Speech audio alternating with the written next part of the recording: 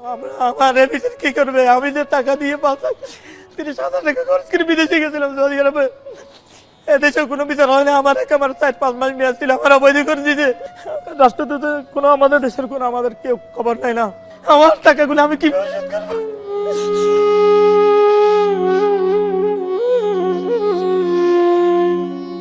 আমি 29 অক্টোবর 2024 আমি গেছিলাম।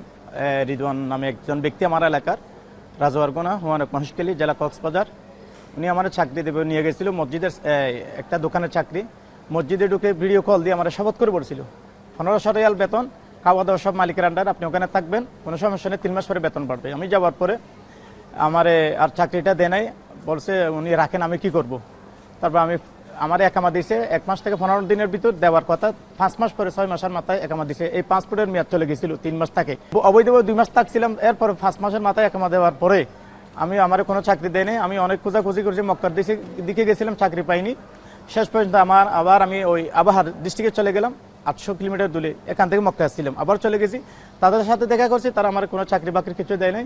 আমি দূরতে অনেক কষ্টে ছিলাম। শেষ পর্যন্ত একটা চাকরি পাইছিলাম, ওই চাকরিতে 1000 রিয়াল টাকা বেতন দিত, 1000 রিয়াল।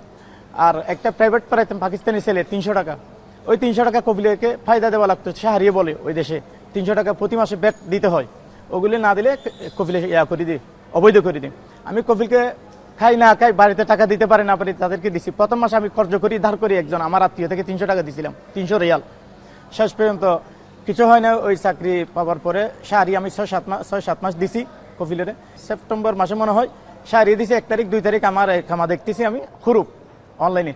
তারপর আমি মক্তবে গেলাম, অর্থাৎ অফিসে গেলাম, অফিসে যোগাযোগ হয়তো আপনাকে খুরুপ করে দিই। তখন তাড়াতাড়ি আমি আমার দালাল যারা, তাদের কুপন দিলাম রিদওয়ান মাহবুবকে, তারা বলছে আমি জানি না। কফিল কুপন দিলাম, কফিল বলছে আমি জানি না। আপনারা যদি না জানেন কে জানবে? আপনি যদি আমার অবৈধ না করেন কে করবে? শেষ পর্যন্ত আমার কিছু হলো না। তখন আমি বললাম, আপনারা তো আমার কামা দিলেন 1 বছর মেয়াদ বলে, আপনারা তো বলছিলেন 1 বছরের পিছু যদি কিছু হয় তাহলে আমরা ডাবল ট্যাক্স দেবো, আপনাকে গুনারি দেবো, আপনাকে ডাবল টাকা দিয়ে দেবো।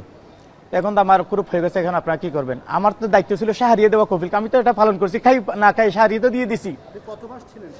আমি এখানে ছিলাম আপনার যাওয়ার পর থেকে 10 থেকে 11 মাস ছিলাম। এরপর আমার গ্রুপ করে দিয়েছে। পাসপোর্টের মেয়াদ, একামার মেয়াদ আরও 3-4 মাসের ঊর্ধ্বে ছিল। এরপরে আমার আর তারা কিছু করে নাই। আমি বলছি আমার টাকা গুনে দিতে হবে, ডবল টাকা আপনারা বলছেন। দেশে বিদেশে আমার সাক্ষী আছে, এদেশেও আছে, আমার বাংলাদেশেও আছে। আমার তো দায়িত্ব, শাহরিত আমি দিছি, এটা আমার কোনো দোষ নাই।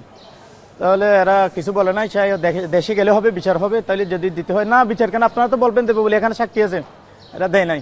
সে আমার এমআরআ থেকে, আমার ওই যেখানে চাকরি এখান থেকে সিভিল ডিফেন্স পুলিশ গিয়ে আমার ধরে নিয়ে আসছে। আমি কারাগারে ছিলাম, থানায় ছিলাম 9 দিন, 9-11 দিন ছিলাম।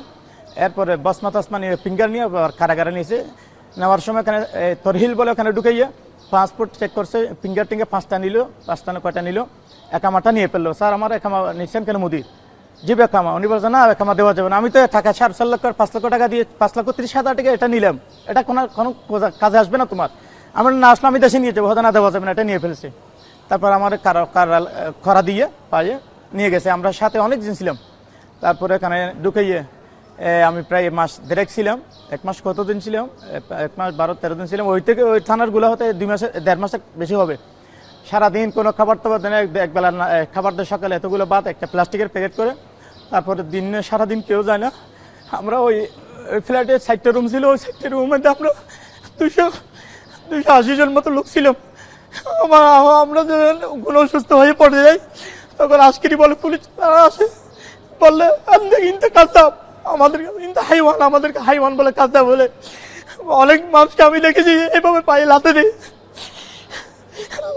দিয়ে ওষুধ দেয় না।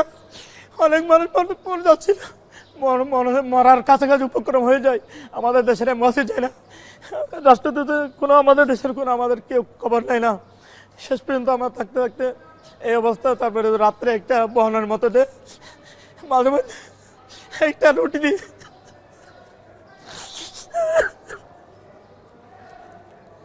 আমরা যে কত কষ্ট ছিল কেউ খবর নেয় না।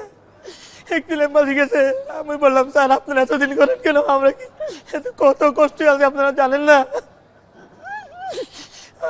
উনি আমার জবাব দিচ্ছে, সাংবাদিক বলা কালো। উনি বলছে আমরা আমাদের ইচ্ছে মতো আসবো, তোমাদের ইচ্ছে মতো আসবে না।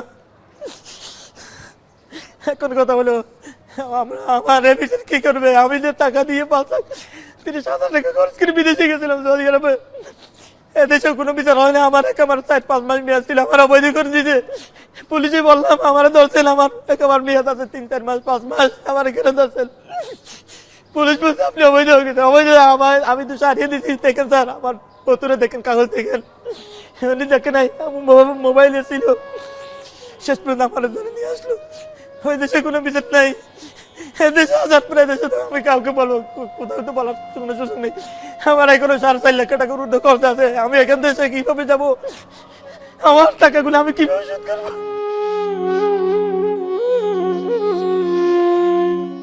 শিয়া বাটার ও ভিটামিন ই সমৃদ্ধ লিলি বিউটি সোপ, তারুণ্যময় উজ্জ্বল ত্বকের জন্য।